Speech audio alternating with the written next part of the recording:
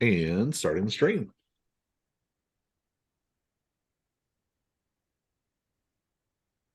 And we're up.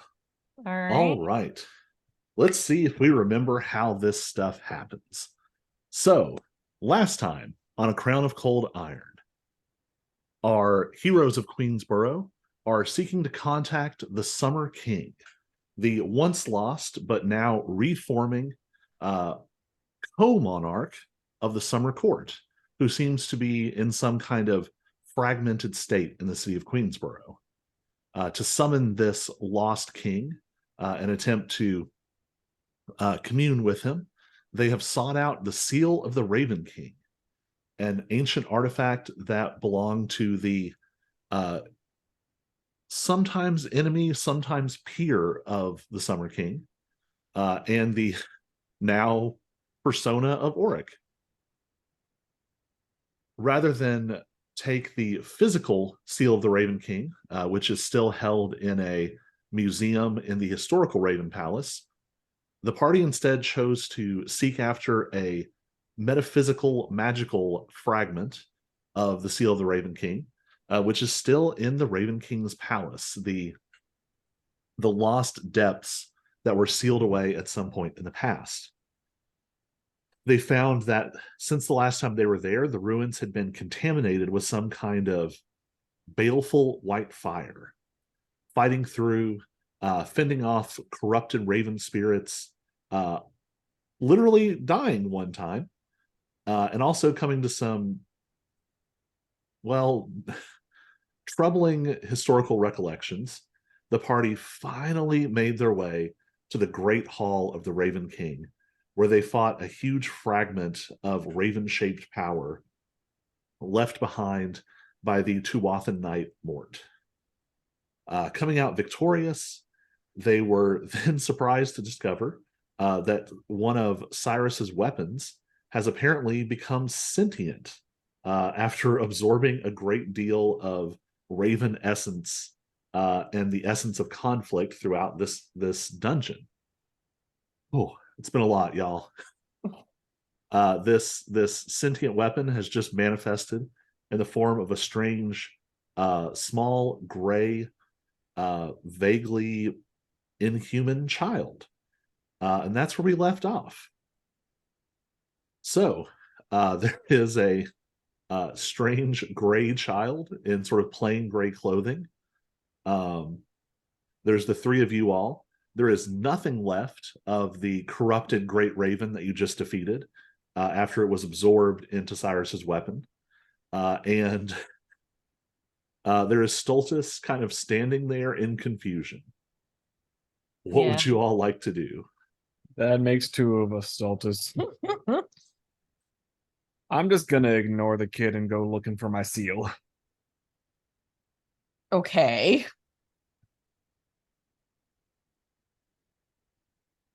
Well, I'll tell you this: the seal is very easy to find. Um, so this throne room is massive.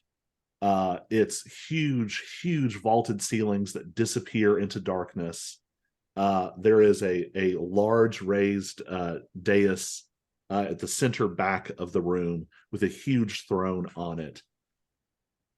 You get the impression that this space was as much for sort of public acts of ruling, so that the dais is higher than you would expect, so that it can be seen from anywhere in the room. Um, you also notice that there are a lot of sort of symbols of ancient Queensboro, of ancient Arlen, scattered along the walls.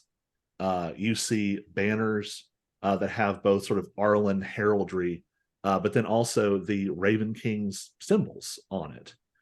You see ancient versions of Kingsguard imagery, not the modern pseudo humanist nationalist version, but the historical Kingsguard, um, the actual honor guard of the king.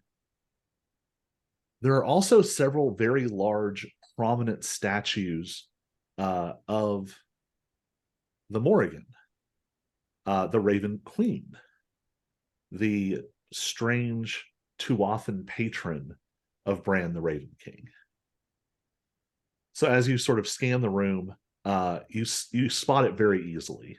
You have both a metaphysical connection, and honestly, it's a glowing, hovering, floaty thing. There is it's about this big, and it is hovering in the air, literally like above the throne.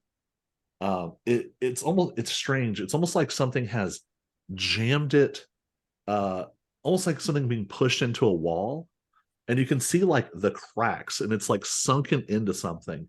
There's no wall. It's just hanging in air, but there's like crackling energy along the sides. You get the impression that this seal is somehow intimately connected to the space in which you're standing. All right. I found it. I'll sit here and wait now. You're gonna pick it up. I figure I would let Cyrus figure out what to do with Okay. this child What to do before with I this child potentially first. collapse the dungeon. Well, Yeah, that's so- a good point. So we're gonna call that just like a side by side, like Stultus and Auric look at what's happening and just go, nope, and walk off. And now we cut back, and so we have Lexi and Cyrus and this strange child. Hi, buddy. First thing you notice in this little moment of silence is like the mannerisms of this thing. There are mannerisms of a humanoid child, but there's also like disturbingly inhuman motions.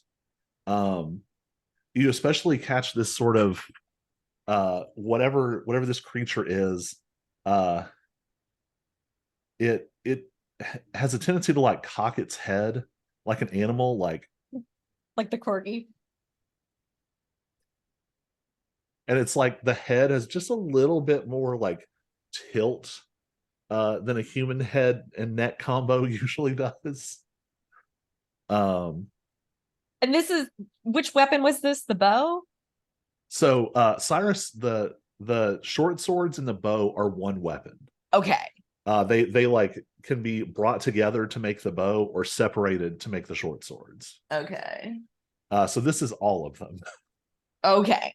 I just wanted to make sure that I had the right notes written down.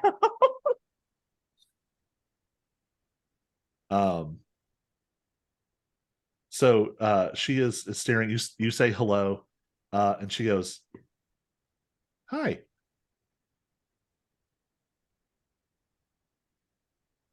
Hi.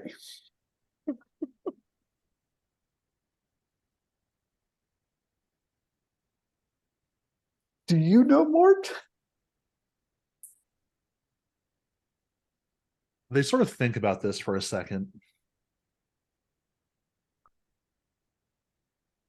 Yes. Yes. Big, scary, quiet bird man. Good way to put it. That's about right. I think I remember him.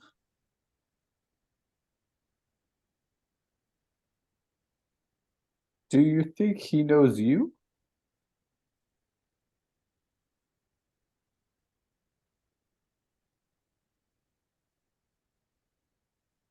Yes and no.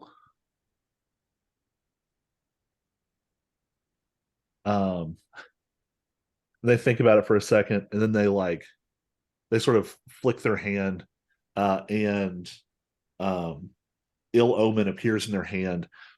What's interesting though is it's not even the version of ill omen that you use, the sort of short sword, almost like a long dagger, and instead it's the like long sword version that you have seen this sort of historical Mort used a few times.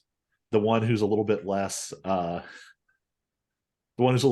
modern spook and more like ancient barbarian. um and they hold it like perfectly, even though it's probably a 12-pound weapon. It's like longer than their arm.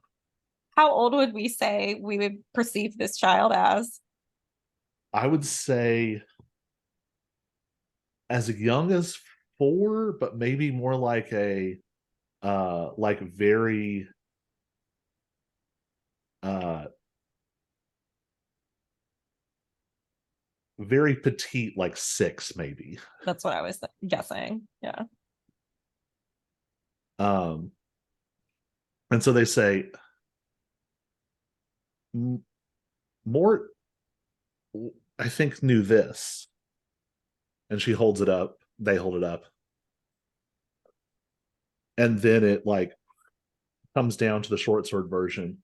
And they say, and I think Mort knew this. And then they like let it go and it dissolves.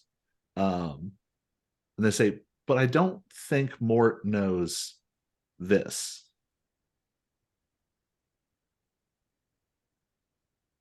So Mort didn't know the personification. Just for fun, Cyrus, give me a flat Arcana check.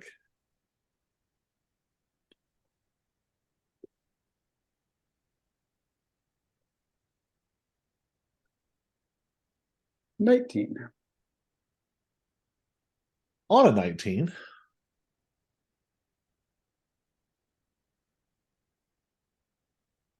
So this didn't happen in all the time that Mort wielded this weapon. And I think maybe at the back of your head, there's a little bubble of thought that goes, is this my fault? Did I do that? And perhaps you might wonder if Mort knew how to make this not happen. And maybe should have passed that information to you at some point, but was distracted on account of being kidnapped.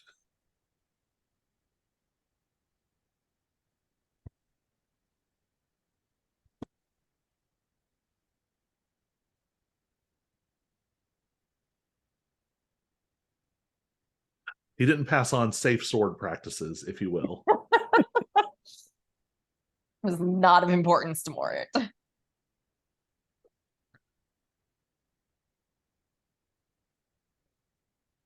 Do you have a name?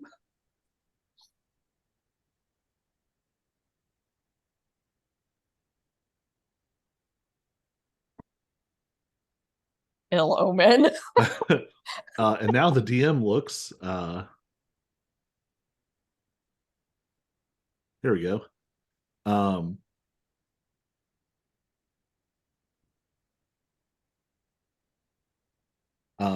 So parenthetical, breakout above the table moment. I have an idea for the name, but I also want to give you the option to name them in this moment. So which would you prefer? I don't think I've come up with anything else, so I'm good with. Say I have a clever one, but I want to hear Colby's too. So So all of these folks on sort of Mort's side of the family have loosely, except for Alex, because Alex was named by John. But a lot of these other characters have death related names. And so I don't know why this was in my head, but I kind of thought Lily might be an interesting name because it catches part of the name of ill omen, but it's also flowers that are often associated with death and grieving. yeah. And it's also a cute small child name. I was going with Ilya Owens just to kind of like play off of the ill omens. Like, what could we call her that's close enough but sounds normal?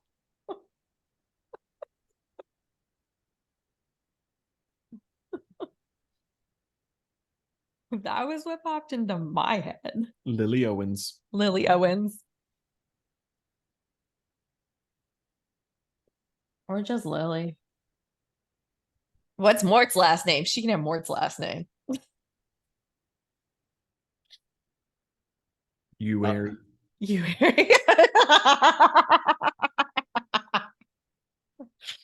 I'll say I feel like Mort's last name is not really a last name. It's just like a series of titles, like Yeah. the Battle Crow, the Herald of uh, the Herald of Death, the Forerunner of the Forerunner of Battle, things like that. Yeah. Yeah. That's probably not what's on his driver's license. Yeah. I was more thinking what's on his driver's license so that he can pass as human. I mean, actually, 100%. Mort probably has like 50 driver's licenses. Well, there's that. Always have backups to your backups for your secret identities. But like if he has to show his driver's license, he like shows it once and then throws it away and pulls out a new one. Yeah. Like tissues out of a travel pack. This does not surprise me. So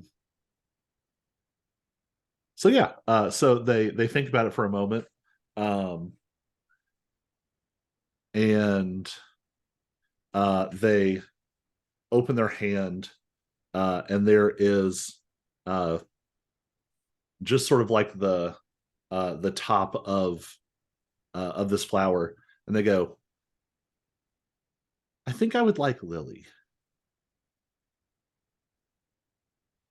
They separate their hand and the flower just into like black smoke.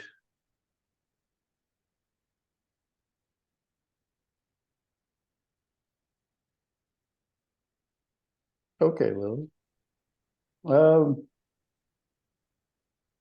How do you change back? Do you change back? Do you do that? Do I control that?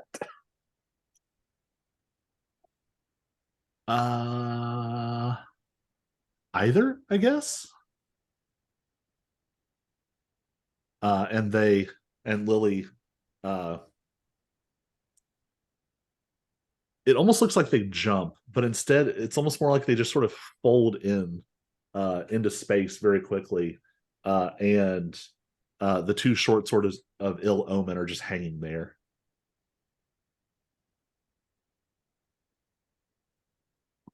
And then sort of almost like now it's sort of got like an antiphonal sound. You're not sure where it's coming from. Lily's voice comes out and says, oh, and I can do this. And there's just a little raven. And it just sort of flaps in place for a second and then like lands on your shoulder.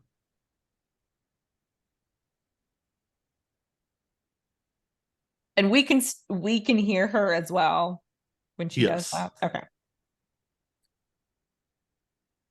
Although then Cyrus, you hear, and I can also do this. And you can tell that Auric and Lexi don't hear that. Yeah. Don't hear what. Exactly.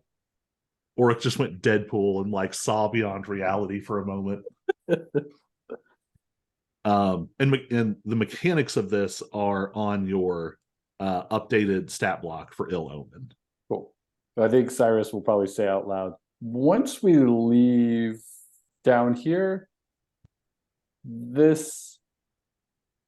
bird or the swords is probably the best form to take until we're alone again. Or somewhere safe. Define safe. You don't want to have your anime moment of explaining that the small strange child following you is actually a bird who's also a pair of swords, who's also a bow, who's also the seed of a war god. Not quite yet. It's very like episode 6 of an anime. Yeah. Say otherwise we're gonna have to start talking about legal identities and education and all those other fun things that She can just hang out with Sana. It'll be fine. I know, but you hear Lily's voice. I know the history of all conflict. That's good, sweetie. That's very nice, but do you know how to add? Can you do math? I have counted the slain of every battle that has ever been fought in all of existence. Well, there you go. All right. Well, if the government asks, we'll just have you tested and say you're homeschooled. Right, no question. If Lily can speak and understand certain languages, can I do that too, or just Lily? Lily speaks. Lily speaks whatever you speak. Unless I wrote that differently somewhere. I probably did. Yes, I did. Oh yeah. Lily does have their own set of languages. So yeah. Lily can translate Ancient Common for you. Okay. Do we actually have Tuathan down as one of your languages? No. Not Okay. yet, at least. So Lily can sort of translate on the fly for you. Okay. But you can't like natively speak it. I can't natively speak it. Okay, cool.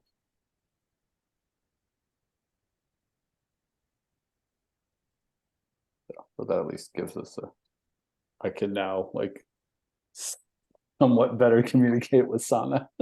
Well, and Sana's all cut up on English now. Oh, okay. Oh, good. Cool. That was that like 6 weeks of her and Alex like trapped in safe houses. Oh yeah. Okay. Sana doing Duolingo and the two of them just fighting nonstop. Broken Common and swearing in Tuathan.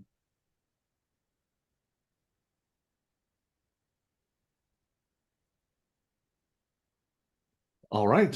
So Lily seems content to perch on your shoulder. I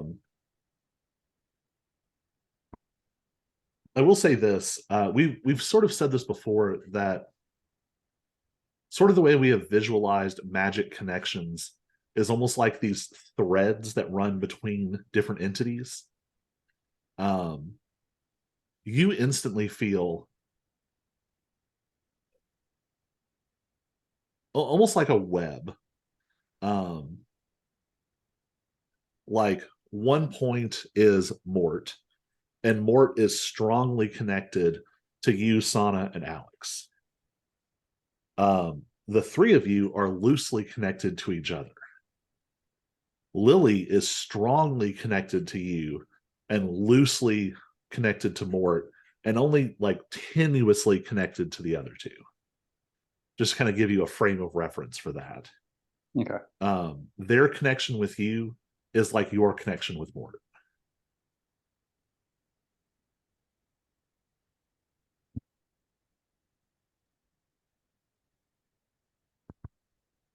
All right.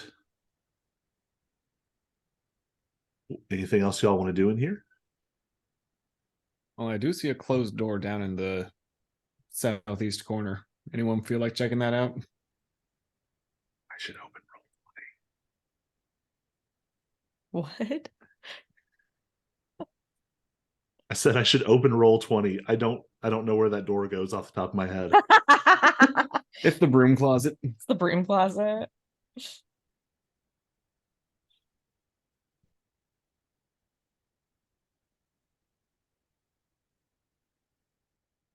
Woof. Everything is loading real bad. Or Mhm. new.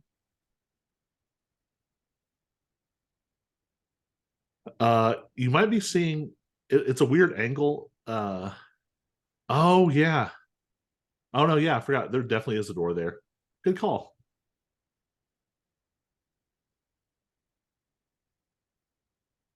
I'm still giant. You are still giant. That is not something that I know how to fix. Does that mean I can't go through the door? That would be funny. I want to try it now. No, I can. I can still go through the door. Oh, there I am. Now I'm normal. I guess I should turn my rage off too.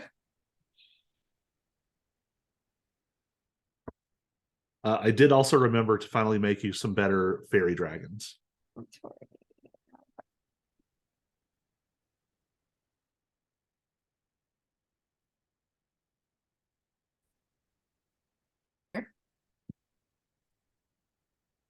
Yeah, so you open this door, which I will drag over just so the folks. Courtyard. So it is a massive room, and you have to sort of look at it for a second to really figure out what exactly you're looking at. It looks like this used to be a vault.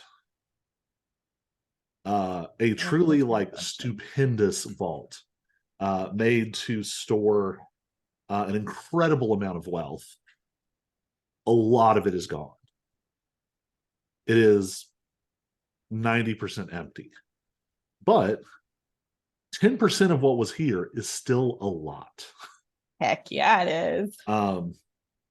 You all see gold pieces that would be measured in pounds, in huge heaping piles. You do also see sort of next to what looks like maybe used to be some kind of something that descended further down. Now it is just a yawning pit, very similar to the windows. And next to it is like what looks like was maybe a suit of armor that might have been once animated with baleful white fire that has collapsed without the corrupted Great Raven to support it. Okay. All right then. Hey, Lexi, you've got a magic bag, right? Yup. How much of my money can it hold? Let me see. Bag of holding. What is your limitation? I think I it's can hold up- 500 pounds. I can hold 500 pounds. Yeah. So, Start shoveling coins. start shoveling coins into Lexi's bag of holding because I'm pretty sure it's empty right now. I think my messenger bag's got everything else in it because I hadn't hit that weight limit.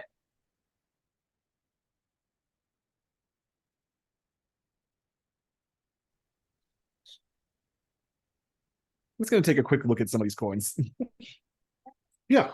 So immediate. This will actually probably take a history check. But it's my money. I've I'll also say- got a bag of holding, so we can shovel out a lot. And this is a rare occasion where you are rolling on a Bran question without advantage.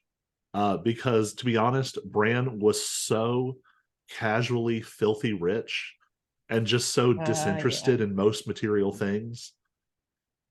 He almost never interacted with actual currency directly. Why am I Okay. not surprised? Like Just recognize my face on the coins. So what was your result? An 8. Yeah, you recognize your own face. Hey. I'll say you also recognize not your face. There seem to be other kinds of currency mixed in here.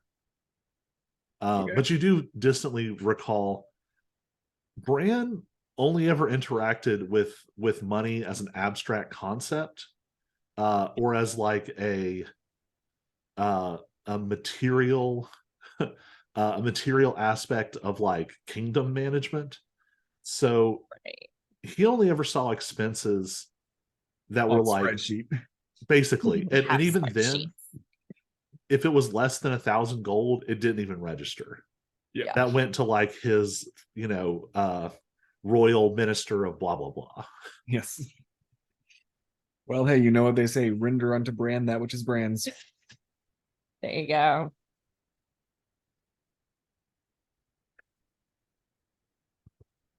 So yeah, piles of gold, mysterious hole down into the darkness.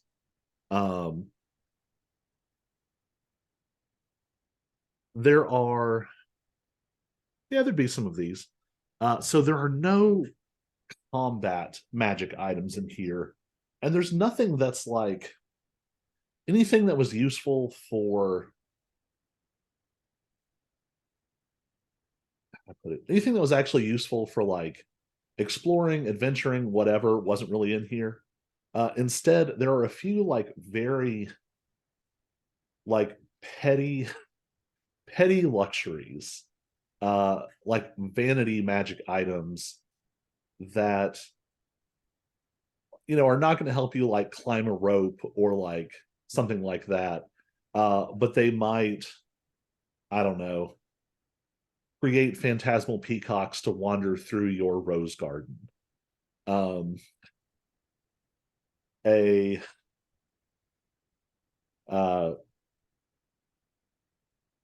some of the things you just like can't even identify. Or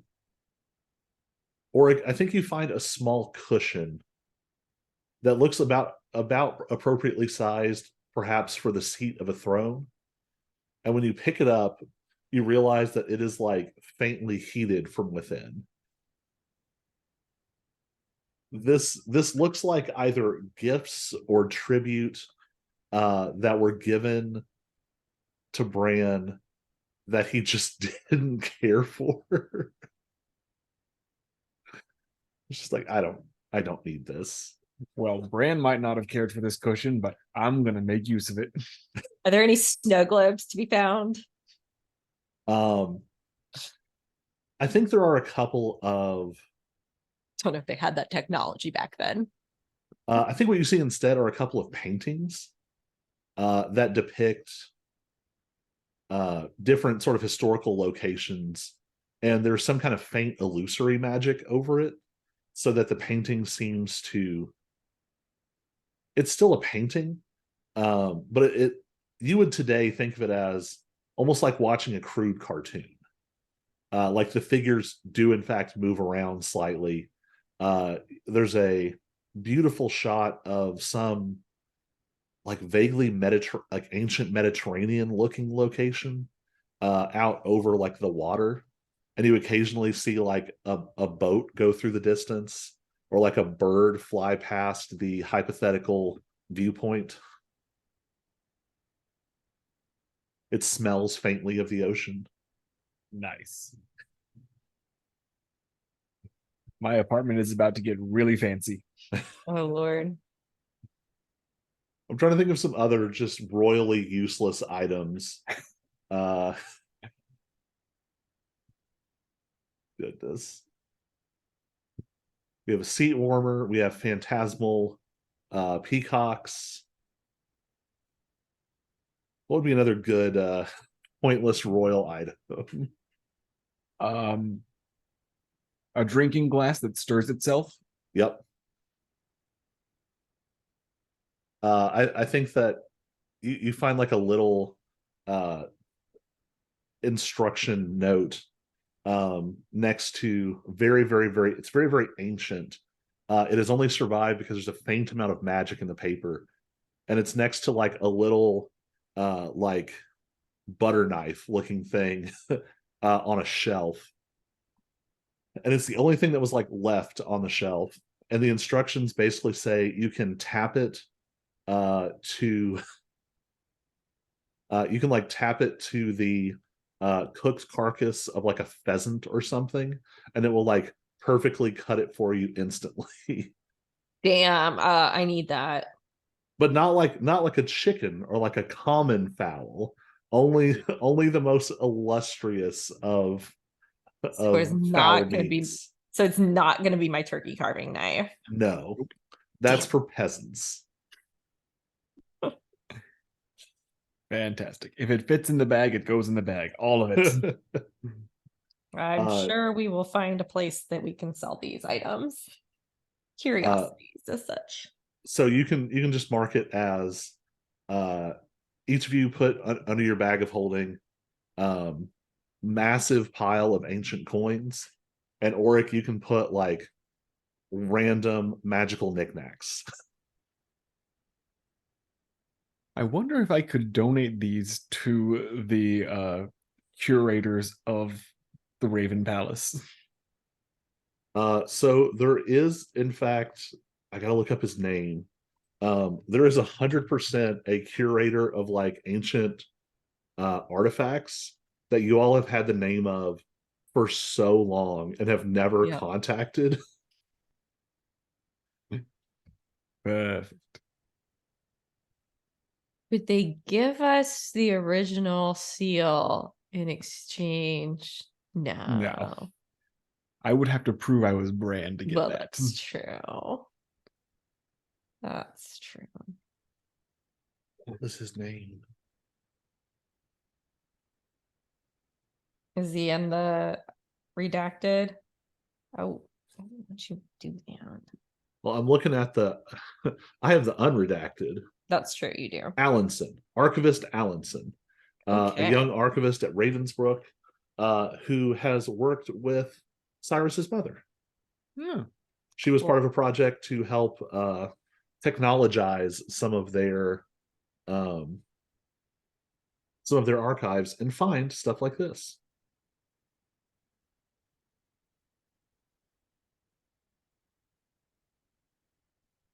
Wonder what kind of perks we can get for donating such fabulous items. None. They probably won't even believe that they're real. Well, question number 1 is going to be, how do you authenticate things? How do you authenticate it? Yeah.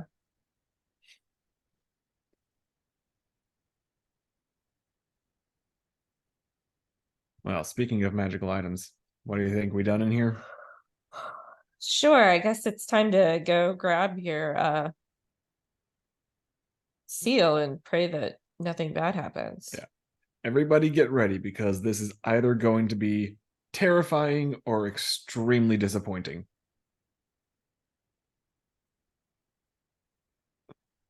And with those last words, With those last words, because of course I actually say that out loud, I reach up and grab the seal and yank it out of whatever magical knot wall it's in.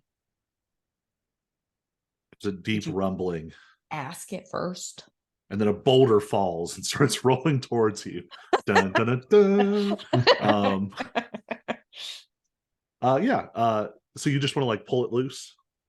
Yeah, I think so. Yeah. Ask it politely. No, it's mine. It Uh, does what it's told. So as you do this, give me an Arcana check with advantage.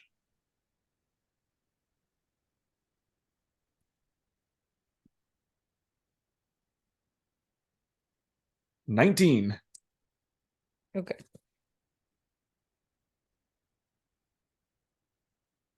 So you're able to sort of extend your senses. Mort was the one who sort of locked up here. But kind of like you were saying, this is fundamentally your space. This is your seal. Mort didn't have, because this wasn't a part of him the way it's part of you, he had to sort of smash it into the shape that he needed it. Force it into place. Yes. But you can feel how this is supposed to work. As you sort of start to manipulate the seal, it extends your consciousness deeper into this place. You can feel sort of the full dimensions of the Raven Palace around you. And it even extends sort of loosely into the space above. You're just sort of aware of its presence.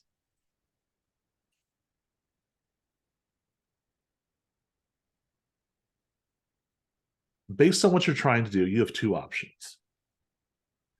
You can just remove the seal, which will cause this space to start to collapse. Not so fast that you couldn't get out of here. You're not going to have to race out. But without the support of the seal and the way in which Mort jammed it open, the space will just cease to be. However, you also get the impression it wouldn't be that hard to sort of smooth out the damage that Mort caused that sort of smashed this place out of reality. And you could sort of smooth that over and remove the seal, but allow the space to remain. See, I told you could ask it nicely. The space would still be difficult to access. You probably wouldn't have any problems with it. And you could even perhaps make it harder for other people to access, knowing more of the security that you do. You're not sure, though, that you could keep out something like what came through here before. Yeah. Meaning like the fire part or the Yeah, whatever sort of smashed through the doorway that was here, right. Mm-hmm. you're not in a weight class yet to do that. But you can almost sort of see how you'll be able to do that in the future. In fact, as you sort of look this over, you even see how you could reintegrate this with the palace above. That's the one I was thinking. So that's You're- something that I think I might be able to do in the future. Yes, certainly not right this moment. And it's going to wreak all kinds of havoc up there, but seems like something you could do eventually. All right. I just got this image of, because originally we considered whether we were going to pull a heist on the museum. And so now I just got like this mental image of Auric, like, not exactly heisting. It's a heist where we return pieces of the museum itself. Well, no, it's more just thinking of like how you would like sneak in to go in the back exit to get down to the basement that the museum staff doesn't know about. I'm just thinking that instead of taking the seal, you would just take the building. I mean, That would sure make a statement. Yep. hey, guess what? Brand's back. All right. Ugh. So I think Guess who's back? my thought process then is I again. want to keep this here so that I can make my palace whole again once I have that capacity. All right. But I'm going to lock the door behind me. Metaphorically.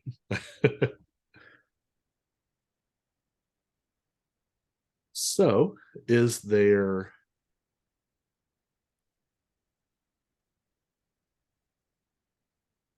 There we go. I was like, I know I made this.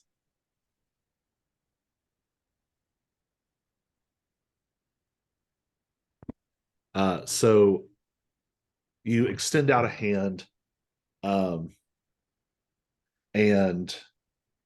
the seal sort of the space around it sort of warps, and you can feel your magic sort of pressing against it, and it's almost like your magic, it's very draining, but you feel your magic almost sort of filling in the cracks that were left around this until it sort of gently pushes this fragment of the seal back into reality. It is still largely translucent. You would not mistake this for the physical seal, and you get the impression that were you to rejoin them, it might become more powerful than it is right now.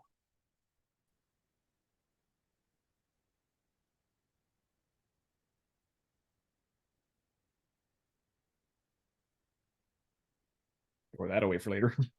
So we are gonna heist. Eventually. And it might not be a heist. I mean, depending on how much you want to blow it wide open, there are probably ways that you could just walk in and take it. Exactly. It's not a heist if it's mine.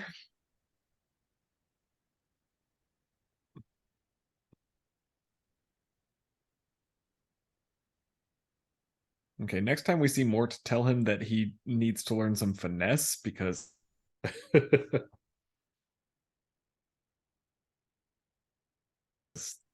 was ugly. I'm sure it would have been nicer had he not had to force his way through it. Finesse is not really Mort's style.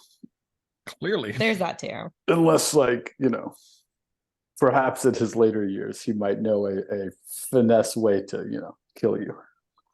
Well, So then are you saying, Cyrus, that you were not created with finesse? No, I don't think so.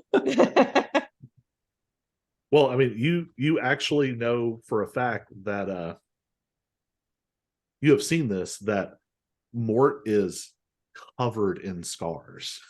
Right. Mort does know finesse, but it is not his default setting. it is a word in his vocabulary. Yes. Right. He knows of finesse. Yeah. He has operated much more subtly recently, but yes, a lot of times his approach to problems is to just cut them. Yeah. That has served him well for thousands of years. So why change? Yep. Oh no. I'm trying to get like I'm looking at some more options for what the Raven Seal physically looks like. And a lot of these are coming out real like white nationalist Of course. garbage. Ugh, that's kind of gross. Yeah. But anyway, you remove it. And actually, as you remove it, well, one, I have put it in your inventory. It has an item. Yeah. You get the impression that you can, this part of the seal, much like the part of the crown that you have, you can sort of internalize.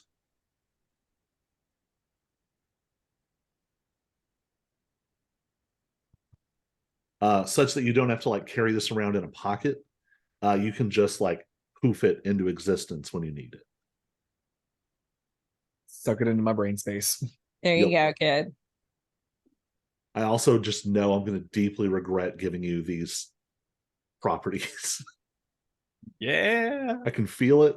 I can feel it. I'm going to find ways to abuse all 4 of these spells. Yeah. Although I'm not as familiar with Galder's Speedy Courier. Basically, you put something in a magic box and it gets delivered to someone. Okay. They're very. Do you mind if I say what the spells are? Yeah, go ahead. I felt like they were very like royal sorts of spells. So it's Bestow Curse, Galder's Speedy Courier, Private Sanctum, and Sending.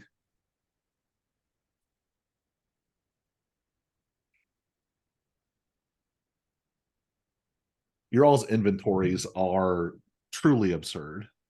Yes. Yes. Yes, they are.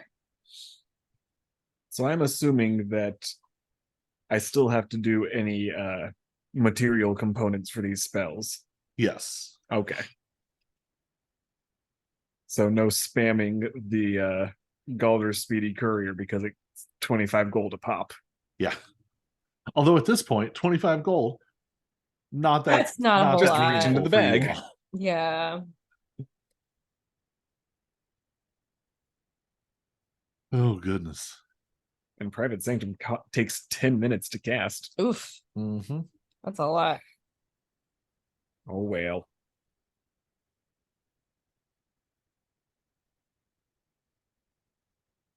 Yeah, it's just like I had someone try to use.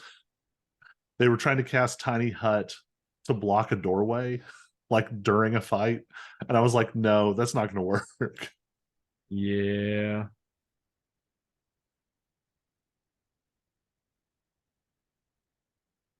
All right, you've got it. You've racked up a ton of loot. You've gained whatever Lily is. Are you all ready to leave the dungeon of the Raven Palace?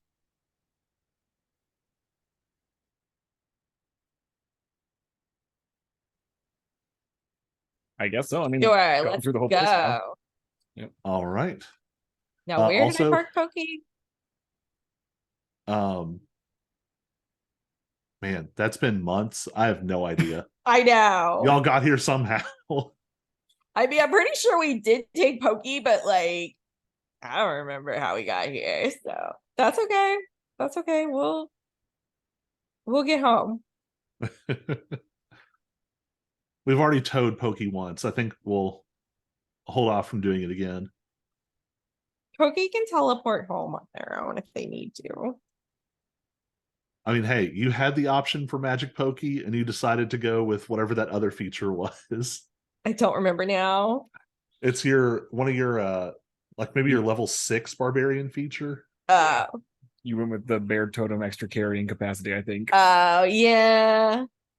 But see, now I got this gold in my bag, so it works out. All right. So you all exit. It's been a long, strange journey. You all were not actually in the actual Raven Palace that long, except for the fact that Auric died and you all left for like 4 or 5 days. Yeah, and came back. So what's on the priority list? What are you all headed to next?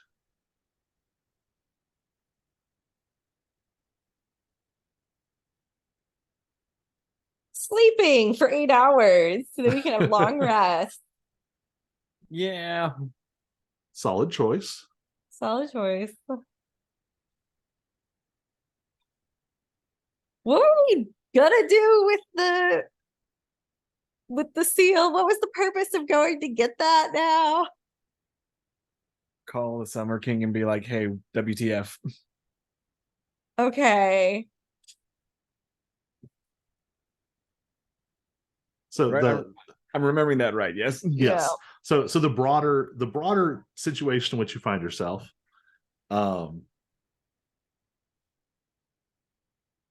so you've known for a long time that there has been this weird figure lurking in Queensboro. This strange figure who has been sort of appearing, sometimes picking fights with the Kingsguard, sometimes showing up at the fight clubs, like Banner and Norton's. That's how you all first sort of heard about him. You eventually identified this person as Roland, and you slowly put the pieces together that just like Auric is Bran sort of coming back together after a very long time, Roland seems to be the new iteration of the Summer King, Oberon, the sort of co-monarch of the Summer Court. However, his return has not been going well. Auric seems to have sort of reintegrated very smoothly, and it was really has been more a matter of unlocking memories, more so than like an internal spiritual battle or something. Roland seems to have like discarded his life and become an itinerant human-shaped thundercloud. He does not seem well. At the same time, under his former apartment building in Little Sylvain, there is a massive portal to Fairy forming, like gargantuan, the largest portal that has been thus far. Huge and stable and capable of allowing massive fey creatures or other large supernatural entities to move back and forth. If the portal forms, it could instantly cause war one way or the other. If the Summer King returns to Fairy, it could cause war, or at least some kind of violent upheaval. There's a lot of very negative scenarios. So you all decided that one of the best ways to head this off was to summon the Summer King and work it out from there. Yep. So priority list: summon the Summer King, get a long rest. What else?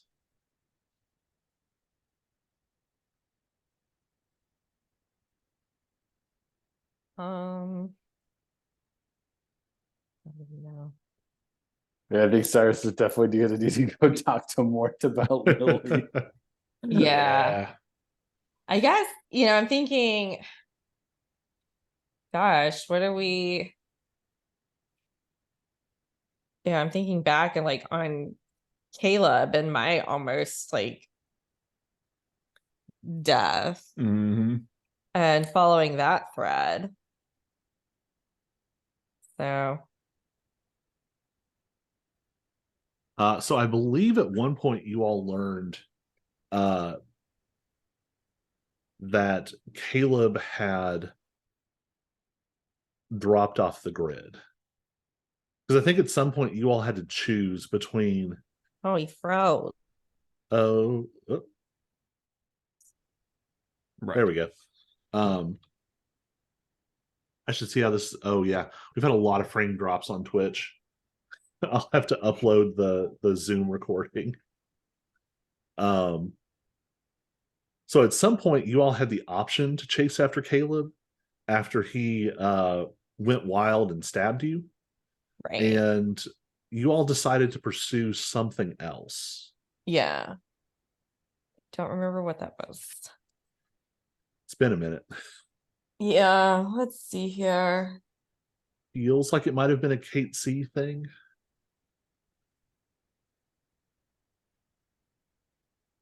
God.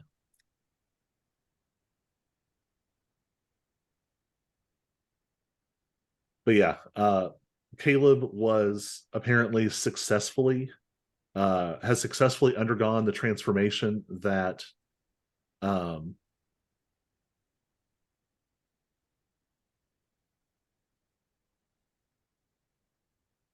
about to say the name of a real person and not the character. Hold on.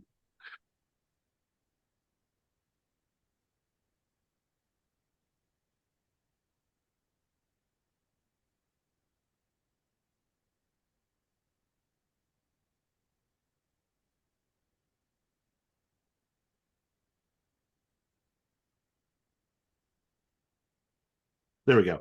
Alan Blake. What? Alan Blake. Alan Blake, right. Yeah. Caleb sort of successfully underwent the process that Alan Blake was attempting to participate in. Right. And your assumption would be that at this point, he was successfully able to create some kind of means of passing into fairy. Okay. So we have to go to Perry to go find him.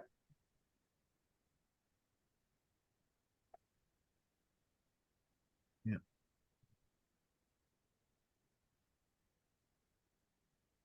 My master notes for this campaign are 35,000 words. Oh, is that all? 88 pages on size 11 single space font. Oh. Anywho, I'll send you all a copy of this when the campaign is over.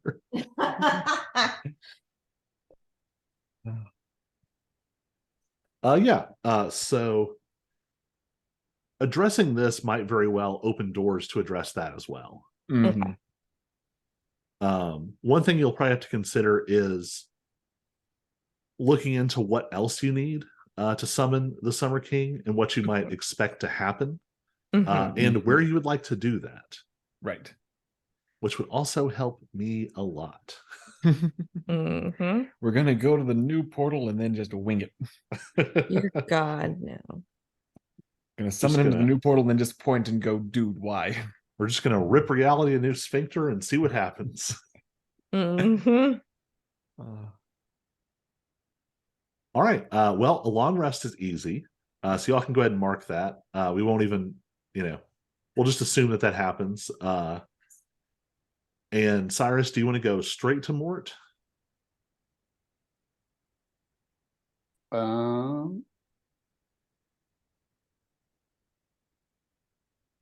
Yeah, we can do that. All right. Would anyone like to go with Cyrus, or do y'all want to go back to your respective domiciles? Actually, I think while Cyrus is going to talk to Mort, the uncomfortable memories in the labs are making me want to go talk to Vela about ancestral memories. Mm. Also, side note, you got to figure out where Stultus is going to live. Yeah, that too. He's gonna sleep on your I've couch. got a couch. I don't. Did we establish that Oric has a couch? You do not. You do not have a nice apartment. I can summon a bed of gold now. This is true. You This can is also get a better apartment. Maybe that's on the list. You can too. afford a better apartment. But I So like my apartment.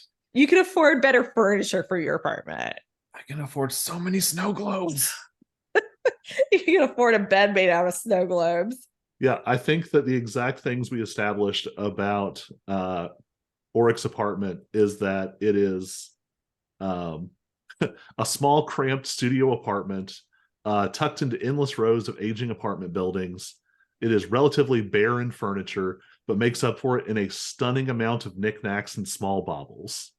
Yep. A third-hand TV on a fourth-hand curio is surrounded by snow globes and miniature replicas of human landmarks. Yep. There's plenty of place for Stultus. Frameless mattress shoved into the corner. I feel like some of this Vela would have insisted that you fix. Yes. Vela's not gonna sleep on the floor on a mattress. I feel like Vela's probably like, no, you're coming to my place. Yeah. Why don't you ever want to stay at my place? This is why. No, we come back to Aric's apartment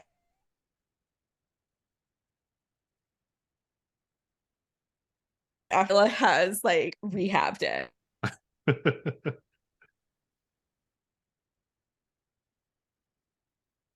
Kitchen table with 2 chairs. Man, these upload problems are really irritating tonight. Yeah. I don't know what's causing that. Yeah, I do think that over time, she has been sort of systematically, nothing sentimental, but like the smaller stuff, like the non-emotional stuff has been changed out little by little. Instead of having plastic drawers as his dresser, Auric has a real dresser. She took my TV. And got you a she flat got me a new one, but screen. still. Yeah, I was gonna say you probably have like a nice new flat screen now. You had a tube TV. I think also It had a dial. we've totally gone off on Oryx decorating. You have enough money now that you are like, it's almost dangerous. If you weren't a sorcerer, it would be dangerous for you to live in this neighborhood with all this money. Yeah. I could buy the neighborhood. Yeah, you could easily own your building if you Maybe wanted to. Could and like rehab it so that the apartments are better. It's just turned into Landlord the game. I know, Oric the One Dragon wave of gentrification. No, you're gonna put in fair housing for your fairy friends. Let's be real. Oric and the quest for rent controlled housing. All right. So anyway, yeah, we can think of like where's the most interesting place for Stultus to be staying, but we'll come back to that. So all right, is there anywhere Lexi wants to go since we're queuing up scenes? Oh goodness. I mean, I want to check in on the place. I'll have to look through my notes and stuff. Goodness. I mean, you don't necessarily know what to do about it per se. Yeah. But you do know that Lou is some kind of immortal spirit of some kind. Yeah. Something to follow up on at some point. Mm-hmm. Probably didn't actually die in some like ambiguous stroke or something a couple years ago. Yeah. Yeah. I guess maybe some more investigations into seeing if I can't find where Lou is.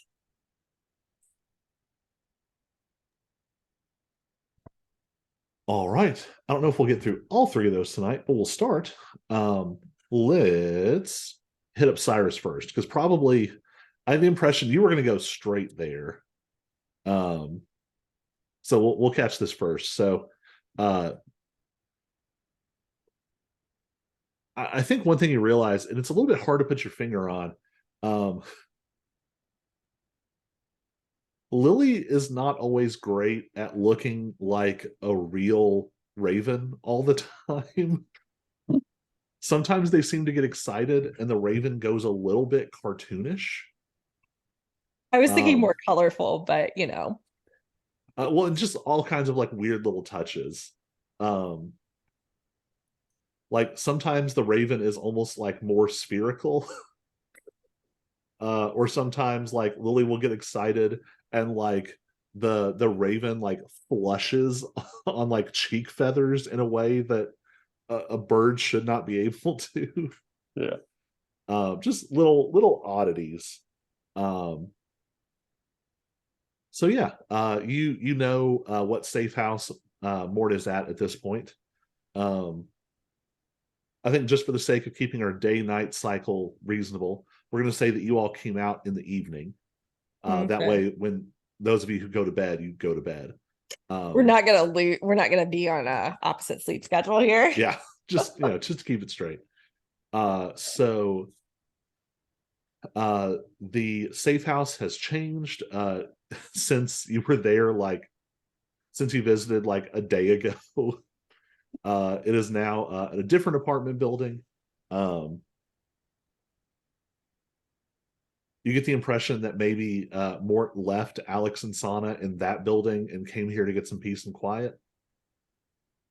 So you perform the complex series of knocks and countersigns and make your way through all the different layers of security. And Mort finally opens the door and lets you inside. Do you like call ahead or anything?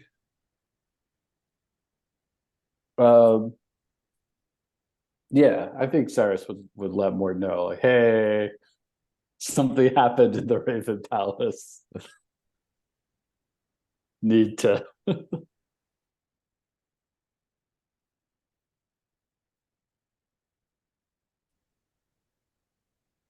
Man, this upload speed.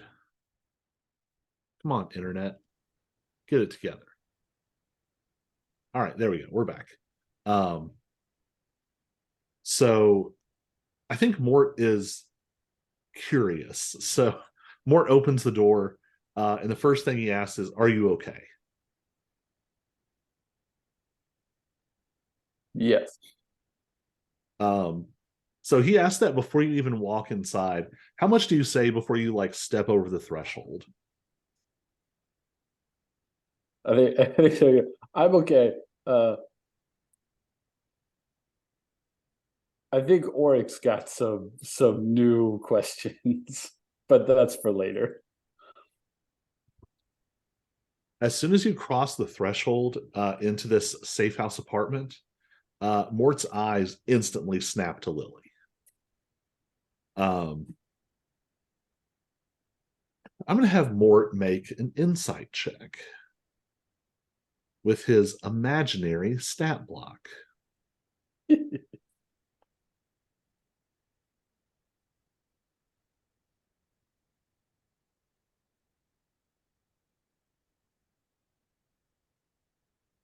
So we're going to say Mort is very good at what he does.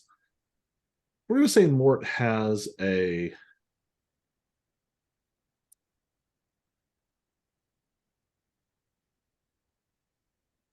We're going to say that Mort has a 12 in insight, which is good because he got a 7 on the die. So Mort instantly clocks Lily is a magical thing.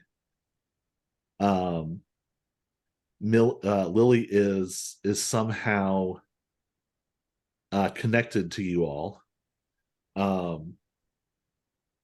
And Mort puts a lot of this together very quickly. And you see this all sort of pass through his eyes in a blink, so fast that someone who doesn't know Mort would probably miss it entirely. But you see this reaction, and he goes, "Oh, huh." And he's looking very closely at Lily. I think Cyrus will like telepathically be like, Lily, you want to come say hi? And I think before you even say this, Lily has already turned and is like looking at you in a very unbird-like way, and was like about to ask, like, "What should I do?" Lily flutters off of your shoulder and takes the form of this sort of thin gray child, wearing these plain gray clothes, dark hair, sort of touches of dark feathers sort of framing the face, little short black talons on each finger, shining black eyes. And Lily says, "Hi." And Mort, Mort, meet Lily. "Hi, Lily." And Mort is like looking at Lily, but is kind of like somehow like giving you sort of side eye at the same time, like, really. Cyrus is just gonna do kind of a shrug. um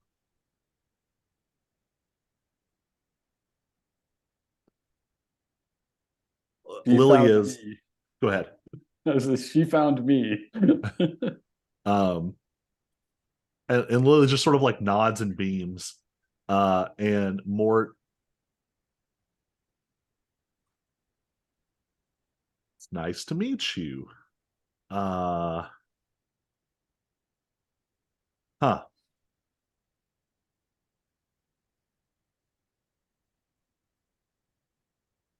Mort is a little bit lost here.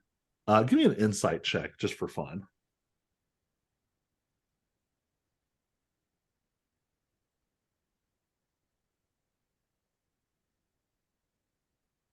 Ooh, 9. uh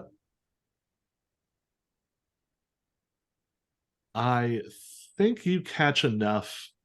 You don't catch all the nuance of it, but you can definitely tell Mort is sort of confused. Um, Not in that he doesn't know what's happened, but in that he doesn't know what to do about it. Um,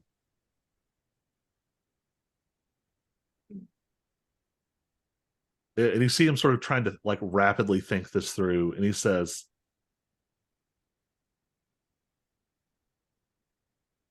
"Lily, there's what do children like?"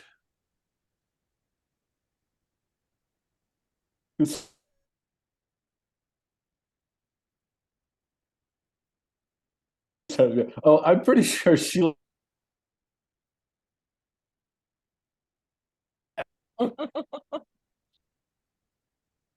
And we cut she was off. telling us about math games with dead people. Oh, so Mort says, "Okay," and he like walks over and grabs a remote and turns on a very dusty TV and turns it to the equivalent of like the History Channel, and it's like, uh, oh, what's one of the countries?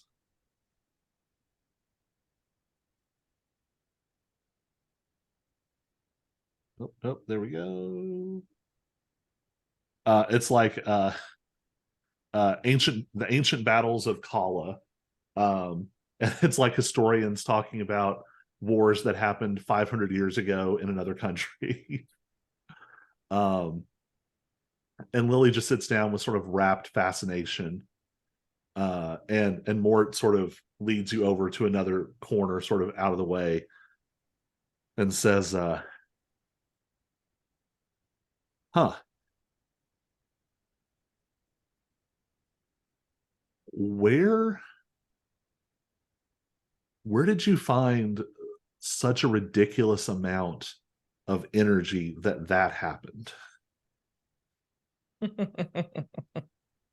Oric took us back into the Raven Palace to collect some of Bran's things.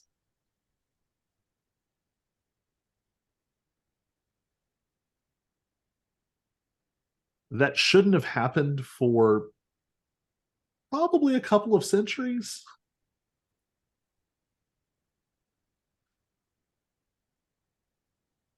All right.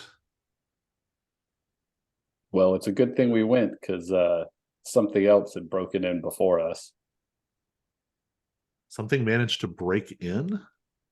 Yeah.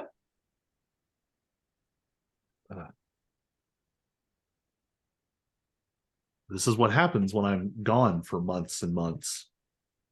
Lots of white fire, but different than related to Lexi's, but twisted. Mort is going to make a history check with advantage.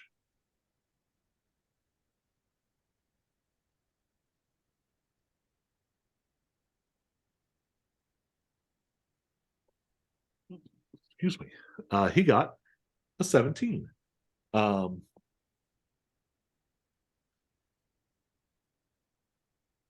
Mort is very unhappy to hear this.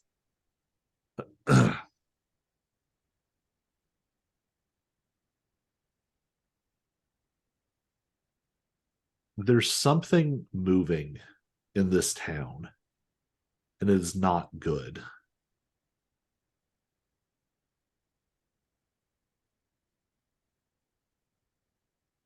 Hero Light is supposed to be protecting humanity, but it's, how do I put it? Hero Light is supposed to be rare. It's supposed to show up only in the bravest and the fiercest and the strongest, those who sacrifice the most and try the hardest, those who train, those who put themselves in the way of harm.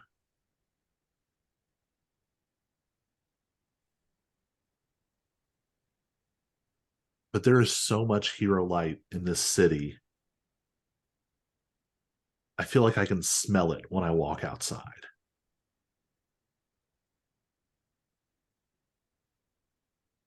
Well, whatever this thing is, it's also puppeting somebody that is supposed to be dead.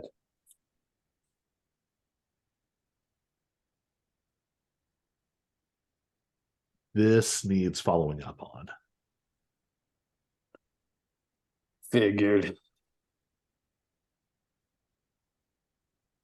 I have been. You see Mort kind of. This is more like the Mort that you've known. Not so much that Mort is like putting the mask back on or sort of holding you at arm's length, but the sort of calculated spy master Mort is sort of clicking back into place. I've been pursuing other pieces of information, but we can't sit on this one for too long. I'll reactivate some of my contacts and see if I can find out more. Can you send me a list of people you think have been affected? Yeah. Cyrus can rattle off the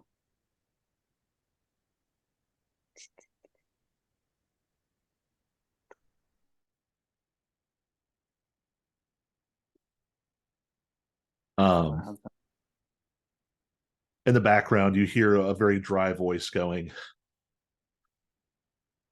"At the Battle of the Red River, over 50,000 were killed in a horrible civil war, one of the worst conflicts in the history of Kala.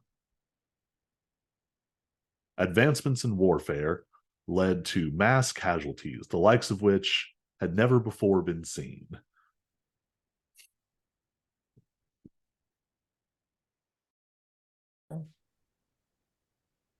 I didn't do it. Come on, internet. Where did I cut off? History Channel Civil War. Yes. Lily is just like, as these historians describe, like some of the worst battles ever.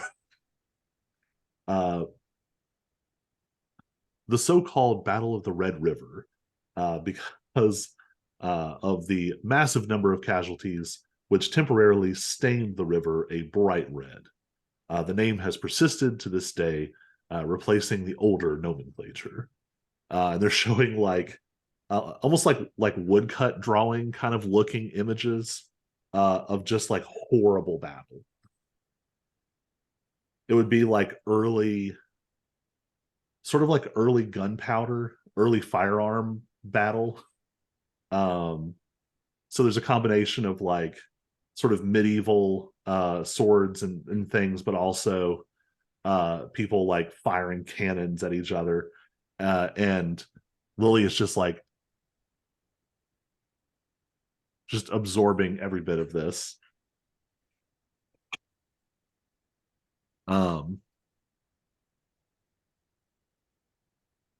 So you're gonna send that list to Mort. Mort sort of comes back to the original topic and says,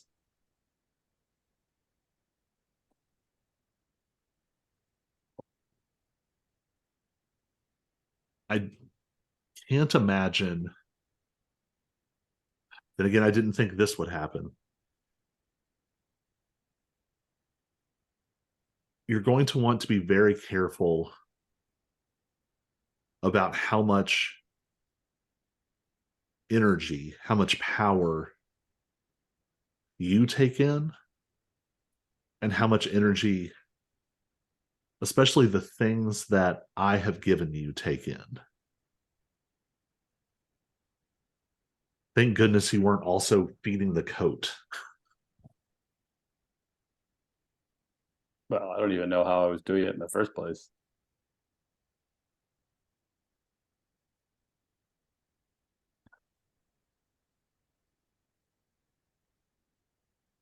So I guess this is something you should know.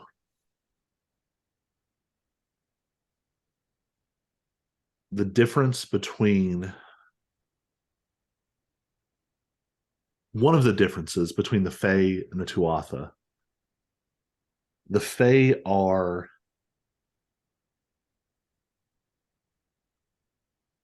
reflections. They resonate with aspects of nature, with aspects of dream, with aspects of human existence. This is why they so closely parallel themes of this human world. It's why the Neon Court exists, which wasn't there 1,500 years ago. Tuatha are different. They're not so much reflections and more like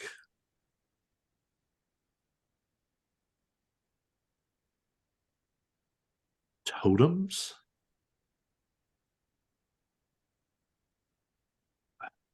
There's not quite the word for it.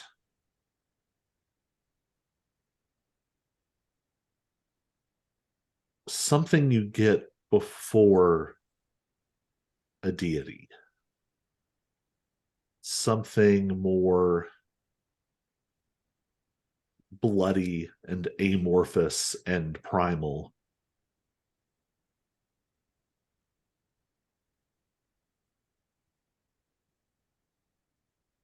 The Fae are incredibly stable for the most part. When one Fae passes, another Fae that is almost the same will take its place. Unless something cataclysmic happens, the ranks, the structures of the Fae don't change. The Tuatha rise and fall in ways that the Fae never will unless their connection with Fairy is destroyed.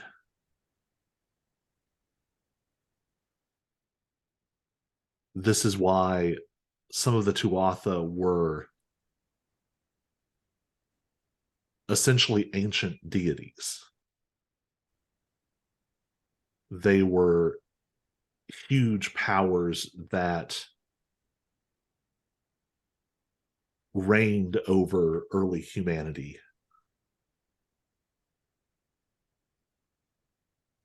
And now some of them are a little more than ghosts. That is in your nature as well. The capacity to take in, to grow, to increase.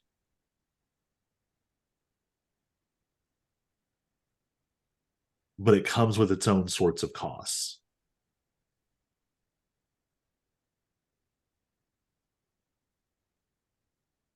To grow too large will change you. The shape of the vessel will change. The internal architecture of a being has to change to hold that kind of belief and power and to embody an aspect of reality in that way. The Morrigan isn't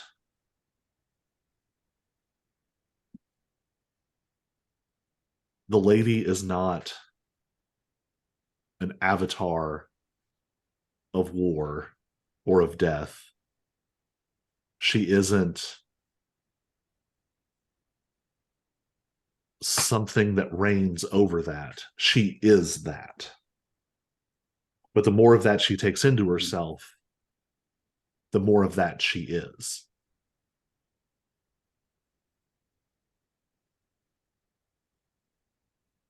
Sometimes it's better to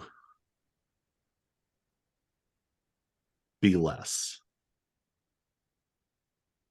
And I think here of all of the different scars that you've seen on Mort and the connection you know they have with all of these creatures and artifacts that he's created.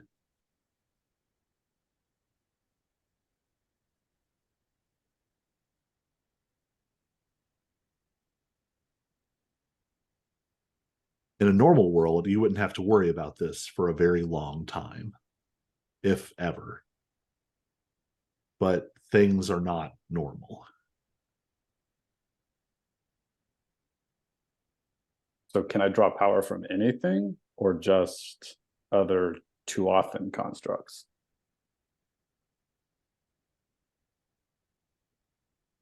I think what you experienced is rare. Your nature, at least for now, is closely tied to mine, and mine to the ladies. Aspects of conflict, of war, of violence the more that you experience those things, the more that you create and participate in those things, the more they will fill you up. In this case, you just so happen to find a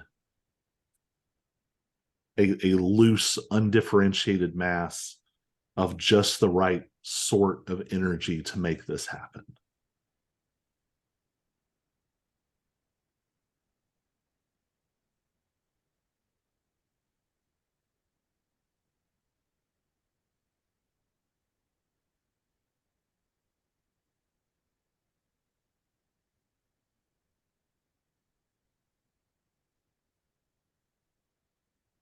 Okay.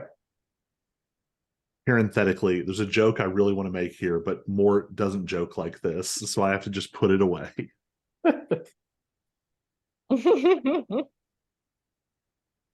Sana is not Sana. Lily is happily watching the show, and Mort is looking at them, and Mort says,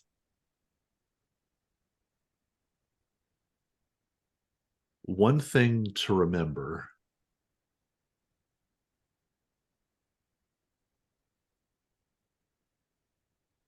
The difference between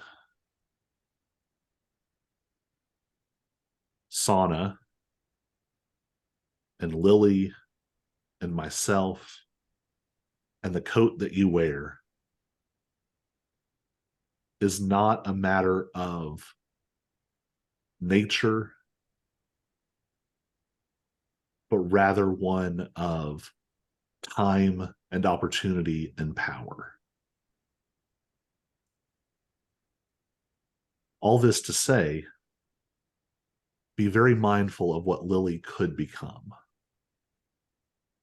They're simple now, still half an artifact, half a weapon. But they're going to grow into something more, probably faster than either of us can imagine.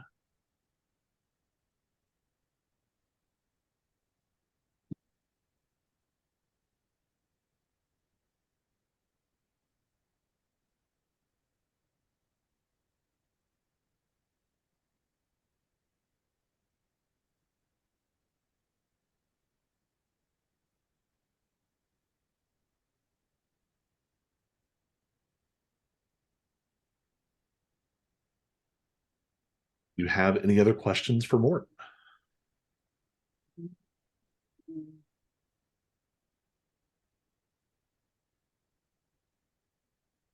Oh, as a side note, and I think maybe Mort just offers this. Um, if at some point you decide it's time for Lily to be a real girl, that's not how Mort would put it, but if you decide for Lily to be a public existence, Mort can handle causing a full humanoid being to appear legally with no difficulty. Oh, okay, yeah. I mean, after all, that's where Alex came from. Right. And Sana, for that matter. You all probably just did this for Sana in the last like 3 weeks. Yeah.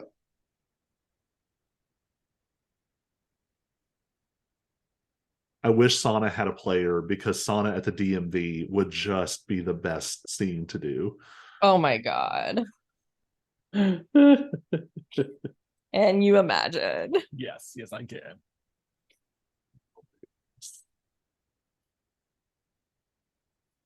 But yeah. I think Cyrus would probably also ask Mort if Mort knew the Summer King. and if he's got any insight into what we might need to do next for contacting. I largely knew the Summer King as an adversary.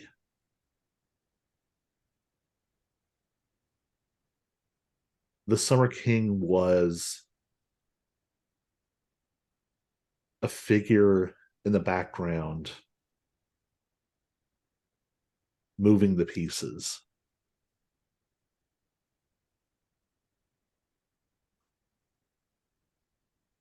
I was not fully aware until after the strange sort of connection that had formed between him and Bran. Give me an insight check with advantage here.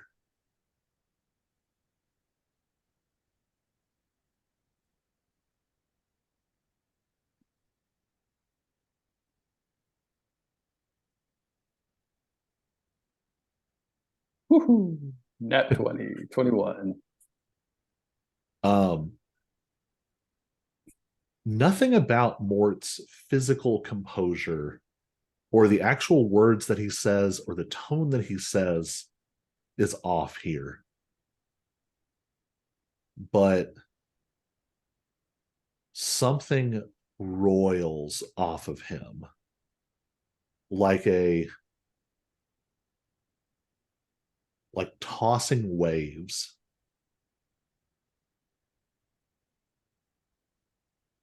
There's almost an angry sneer behind this. There is what you could only call bloodlust buried under this statement somewhere. And it's strong enough that, like, what you catch instead is Lily, like, stiffens a little on the couch and but doesn't turn around. But you can tell that even she just felt something. But Mort goes on like that didn't happen. But it was not uncommon to summon or commune with any number of such entities, both under Bran or in service to the Queen. Typically, you'll want to create some kind of safe space with magical safeguards, things to constrain whatever you are summoning. You have to weigh that with the power and dignity and hospitality you are expected to show a figure based on your relationship with them. If you put powerful safeguards in place, it will be easier to contain and control them, but it will infuriate them. You'll have to decide between a gentle beckoning and a bear trap. I was about to say. Mm-hmm. Recording's going to be split into so many pieces. What was the last thing I said? Weighing power and dignity. So if you constrain them too hard, then you're going to infuriate them. Yes. You have to choose between a gentle beckoning and a bear trap. Beyond that, items that are resonant with the subject's nature will make the spell easier to complete. A location that is closer to their nature will make them easier to summon, but likely make them more powerful. A location that is antithetical to their nature will make them more difficult to summon, but less powerful when they arrive. You should also consider the possibility that such a call, it's possible for other creatures to hear such a call, even if it's not directed to them. And some of them might appear to investigate or even to interfere, depending on how loud and open such a call is.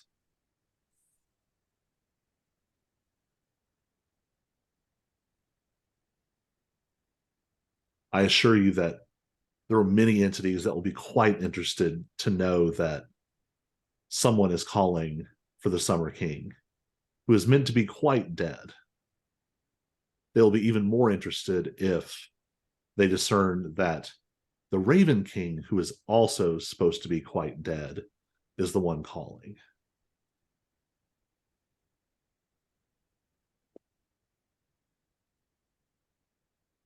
All right, so we're going to set up a magical VPN. Well, there goes my plan for summoning him. Spoof. Oberon, by your name and by my power, I summon you. We're gonna spoof Bran's number. Yup. Got to make it look local. Yeah.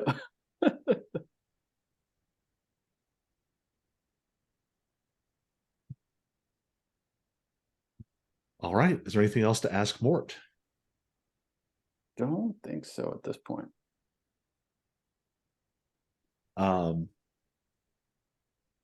What would be a good thing to update on?